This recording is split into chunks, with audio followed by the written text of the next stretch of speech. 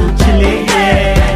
လွမ်းရတယ်ညာတိုင်းစိတ်ကတန်တာတယ်ရွာလန်းလေးမှာလွမ်းလျရတယ်ချပန်းလေးမှာမဆာကမျိုးတိုင်းငင်ငါဘက်ကကဘာပြင်းကြီးတဲ့ကသက်တော့ပါတွင်ကြီးပဲကွာချစ်မိတာကိုပြစ်ရှိမှမြင်တိကမူကြီးငင်ငါရွာနာနွားရွာမျက်မစားဆိုတဲ့စကားပုံတော့ကခတ်ပြီးလိုပဲတာချကိုဆွဲအားဒုနဲ့သွားဖို့ဆိုတဲ့လက်ကြီးရွာသားများကထတောင်းလို့ရွာသူလေးကမျက်စောင်းဖို့ကိုကြောင်ချစ်တဲ့ချက်ပေါင်းလို့ကိုချက်ကောင်းလို့တော့ထကြောင်ဆိုရွာသားချစ်ကဘူပါရဲ့ရွာသူချစ်လေးရဲ့ရွာသားချစ်ကဘူပါရဲ့ရွာသူချစ်လေးရဲ့